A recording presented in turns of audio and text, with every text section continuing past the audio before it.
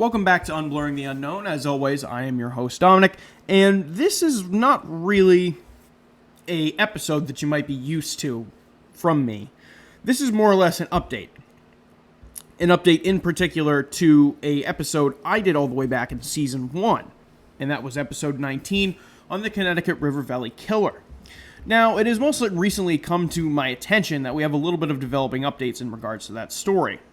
Now, I first got notified of these developing updates is when somebody actually commented underneath that episode 19 on YouTube, sharing that they were searching somebody's house in Newport, New Hampshire, and that there was some sort of lead in the case. Obviously, I wanted to look into this as I felt like this was kind of important. I didn't know if this was current, if this was last month, kind of when this was, but it is very much current, and I looked into it, and this is kind of the update I want to provide to you all about that particular case. Now, of course, it is not an arrest or anything like that, but it does seem like law enforcement is following up on what seems to be like a lead in the case. New Hampshire-based newspaper WMUR reported that New Hampshire law enforcement finished up a search at a residence in the town of Newport, New Hampshire this past Tuesday, May 22nd. Now, the New Hampshire General Attorney's Office told WMUR that it was a cold case-related investigation, but did not elaborate on which cold case it was. However, other sources told News 9 that it was related to the Connecticut River Valley Killer. At the moment, law enforcement has not released any additional details, or even if the investigators found anything at the residence. However, what we do know is that we know that two of the unsolved killings that have been affiliated with the Connecticut River Valley Killer took place within the Newport area. We know one of them being Bernice Quartermanch and Ellen Freed's bodies. They were both found in 1986 and 1985, respectively, surrounding the Newport area. Now, of course, they have never been solved. They've remained a cold case ever since.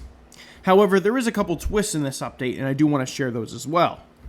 Now, Jane Borowski, who was a survivor of the Connecticut River Valley Killer back in 1988, when she was stabbed 28 times outside of a gas station, she obviously lived to tell the tale. Now, she was informed by New Hampshire police on that Tuesday that they were searching the house in Newport that there was this investigation taking place and that it was related to the Connecticut River Valley Killer, which seemingly confirms to us that they are investigating leads on this and that they are coming up with some sort of information.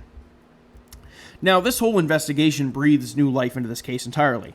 And hopefully in the coming weeks/months, we will have more updates in regards to this information. However, that's not fully certain.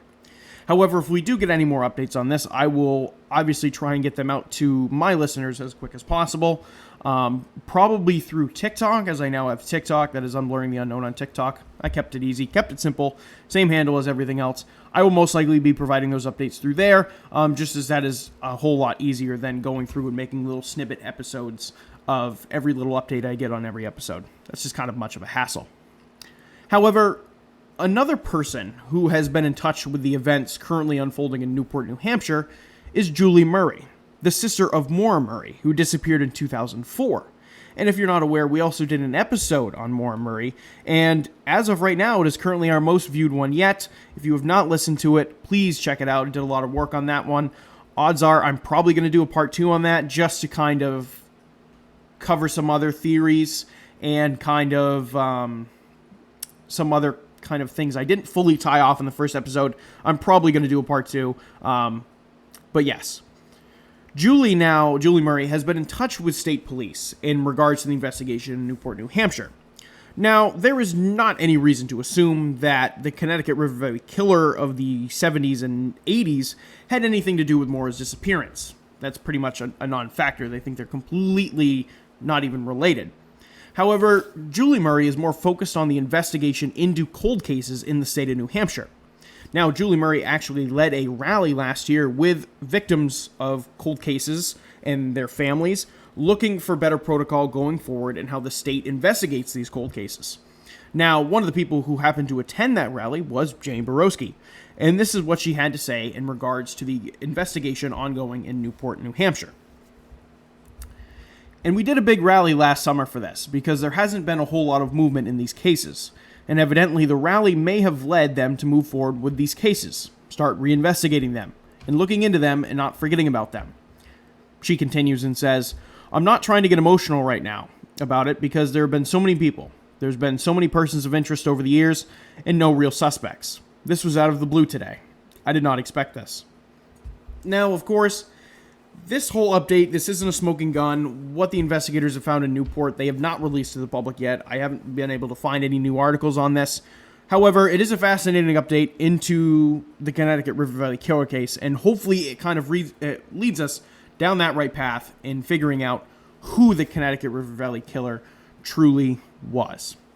However, that is going to be all for this kind of little update. Obviously, like I mentioned in the start of this, I kind of got wind of this through a YouTube comment. I wanted to follow up on it, and I felt like this was important enough to share across my platforms that there is an update in this case if anybody is still interested in this. And ever since kind of the news has gotten out and that the Connecticut River Valley Killer is back in the news, I have seen a spike in my viewership of the Connecticut River Valley serial killer episode.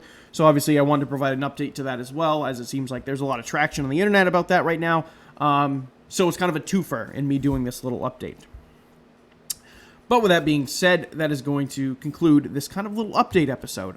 Stay tuned for next week's episode, of course. I hope you all listened to this past week's episode on the Ghosts of Slaughterhouse Canyon that dropped yesterday. If you haven't listened to that, please go check that out. And always, I'm going to do my obligatory plugs that I do at the end of every episode, but I'm going to do it at the end of this little update. Obviously, if you were listening to this on YouTube, please like, comment, subscribe. And you kind of get informed of every time I post a new episode. Same thing with Spotify. Go on there, turn post notifications on, so you also get notified every time I drop a new episode. But with that being said, that's going to conclude this little update over the Connecticut River Valley Killer. I hope you all enjoyed it. I hope we kind of, again, steer this down the right path and we try and get some real leads and some real suspects over who the Connecticut River Valley Killer is. But with that being said, that is going to do it. I will see you all next week for next week's episode. Thank you, and I appreciate all the support.